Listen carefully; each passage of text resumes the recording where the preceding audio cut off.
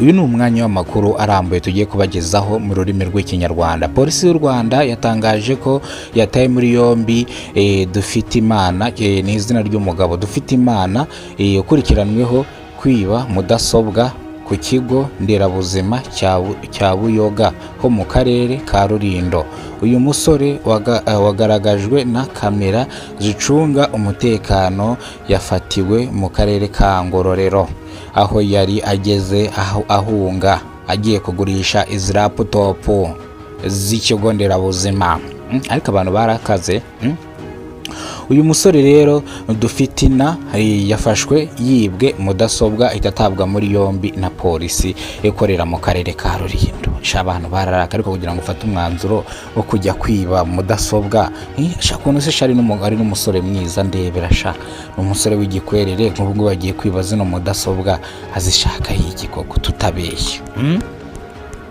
Reka dukomeze. Ikigo ngenzuramikorere RURA cyatangaje ko ibiciro bishya by'ibikomoka kuri peteroli byapudetinzwe cyangwa byageze hanze. Litiro ya mazutu igeze ku mafaranga 2200 n'uduceri turengaho dukeya cyane. Uyu ntago yagize izamukaho tu, ariko nyine yazamutseho ariko ntago yongeye kuzamukaho. Urwego ngenzuramikorere RURA rwatangaje ko esase igeze ku 1938.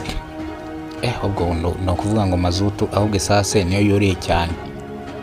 Abamotari bakorera mu mujyi wa Kigali batangiye kurira no kwifata ku munwa bavuga yuko ibikomoka kuri peteroli byuriye ubuzima bugiye guhagarara. Bivuze ngo litiro esase bakuragamo amafaranga 4000 none bagiye kujya bayikuraho amafaranga 1000. Bavuga ko iki gihumbi kitazatunga umuryango. Abamotari bavuga ko bagiye gusohoka mu mujyi wa Kigali bakerekera mu ntara cyangwa bagashakisha moto z'umuriro byihutse vuba na bwango. Moto za Sipiro zimaze kugera ku isonga, nizo zimaze kugera hejuru. Umuntu wese ukeneye gutega ari gutega moto y'umuriro kubera ko amafaranga ariyo yose moto y'umuriro irayafata. Nago ibikomoka ku muriro byigize bihenda, ahubwo umuriro cyari yayandi. Bivuze ngo abamotari bakoresha moto z'umuriro bagiye kubona amafaranga. Ibyemezo by'abasenateri beruka gutangaza yuko moto zishaje zigomba kugabanwa mu mujyi wa Kigali, ariko kubera ibikomoka kuri peteroli zigiye kwikura mu mujyi wa Kigali zijya mu ntara cyangwa zimwe bajya kuzigurisha mu njyamani. Ibi ngibi byatangajwe uno munsi n'urwego ngenzuramikorere RURA ku itariki 17 Mata 2026. Nibwo urwego ngenzuramikorere rwatangaje ko ibiciro bishyashya by'ibikomoka kuri peteroli byasohotse, bikaba byashyizweho umukono n'umuyobozi mukuru wa RURA. Ngayo nguko rero ibintu byakaze byahinduye isura, ibintu byahinduye isura pe. Turaza kugiye mwoka byaramwe bikomoka kuri peteroli nibimara kumera gutya tukabura ibyo kurya bizagenda bite mwoka byaramwe? Birakabije kandi bitagahinda.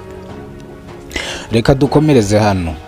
TV na Radio 1 byatangaje ko mu karere ka Kamonyi mu murenge wa Runda mu gitondo cyo kuri uyu wa gatatu abaturage batunguwe no kumva inkuru y'urupfu rw'umukecuru uri mu kigero cy'imyaka 60 y'amavuko wishwe n'abatahise bamenyekana. Abaturage babwiye TV na Radio 1 ko bakeka ko umuhungu we abarigo waba ufitemo uruhare mu kwicwa k'uyu mukecuru w'imyaka 60. Abaturage bavuga yuko rero umuryango wari usanzwe ubanyeho mu makimbirane ashingiye ku mitungo. Uyu mwana yimwe imitungo na nyina umubyara, ubwo nyina umubyara w'imyaka 60 yamuhaye 8. Uyu mwana w'umuhungu ahita awugurisha. Kugeza amagingo angara abaturage baravuga yuko uyu mwana ari we ufitemo uruhare mu icwa ry'uno mukecuru. Birakaze cyane.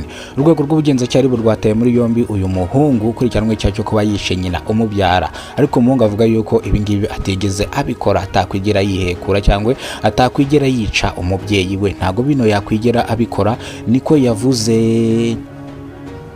Uyu musore rero nago amagambo yavuze yagize yumvwa, yataye muri yombi bari kumukora iperereza. Icyaha nikimuhama araza gukatirwa igifungo cya burundu kitagabanyirizwa ibihano. Kwica umuntu ni ibintu bikomeye cyane my friend, nawe utazabigerageza ukisanga mu maboko atari yawe, ugasanga wisanze mu rwego rw'ubugenzacyaha kandi utabiteganyije. Nanone andi makuru atugeza ahangaha none ahangaha urwego ngenzuramikorere NESA, ikigo urwego rushinzwe ibizamini ubugenzuzi bw'amashuri NESA rwatangaje ko abanyeshuri bagiye gusubira kujya ku ishuri, kandi ikindi NESA irasaba abarezi, ababyeyi b'abanyeshuri yuko batangira kugura ibikoresho by'abana bagiye basajisha, rurikanasaba abarimu gutangira kwihugura uburyo ki abana basubira ku mashuri bakaza bagatangirana n'amasomo mashyashya. NESA yatangaje ko ibiciro by'amafaranga y'ishuri atigeze yiyongera. Amafaranga y'ishuri ntabwo yigeze yiyongera n'umunsi uyu n'umwe. Bivuze ngo NESA nta bintu byinshi yatangaje ko ababyeyi bagomba kwitegura kohereza abana bakabashakira ibikoresho vuba na bwangu kugira ngo abana be basubira ku ishuri. Nibyo NESA yatangaje kugeza amagingo aya ngaya. Rero bivuze ngo aya ni amakuru arambuye cyangwa ni amakuru tuba turi gusubiramo umunsi ku munsi, cyangwa ni amakuru tuba twakoze ariko tukayarambura mu buryo burambuye kugira ngo uyumve asesenguye gake gakenya, usubize inyuma gake gake, ugire ibindi wumva. Reka dukomeze gatonya. Akagari ka Nyamicuzi, Butaro, umurenge ni wa Butaro, akagari ni Akanyamicuzi, ni mu karere ka Bugesera. Mu karere ka Bugesera rero umunyamabanga nshingwabikorwa yatawe muri yombi akurikiranweho kurya amafaranga ya ruswa cyangwa kwakira indonyi z'umuturage witwa Karamage washatse kubaka binyuranyije n'amategeko, inzu yiwe ikaba yasenwe kugeza amagingo aya ngaya. Uyu Karamage yagiye kurega umunyamabanga nshingwabikorwa avuga yuko aya mafaranga yagabanye na gitifu bakayasangira, bakemerera umuturage ko yakubaka, ariko kugeza amagingo aya ngaya inzu yasenwe. Ubuyobozi bw'akarere bwemanukiye inzu burayisenya buyishyira hasi. Bavuga yuko umuntu wese uzagerageza kubaka inzu mu buryo bunyuranyije n'amategeko, inzu zasenwa, bityo ugomba kubaka inzu watse icyangombwa cyo kubaka. Reka tuhite tugaruka hano mu mujyi wa Kigali twihuse cyane. Twihuse dukubite tubangura. Umujyi wa Kigali watangaje ko umuntu uzagerageza kubaka binyuranyije n'amategeko inyubako zidasanzwe zizasenwa mu gihe umuntu yaka icyangombwa cyo kuvugurura akahita yiyubakira. Umujyi wa Kigali watangaje ko izi nzu zizasenwa. Nimba watse icyangombwa cyo vugurura, nimba watse icyangombwa cyo gusana, ntago watse icyangombwa cyo kuvuga yuko ugiye kubaka, uzaka icyangombwa cyo kubaka.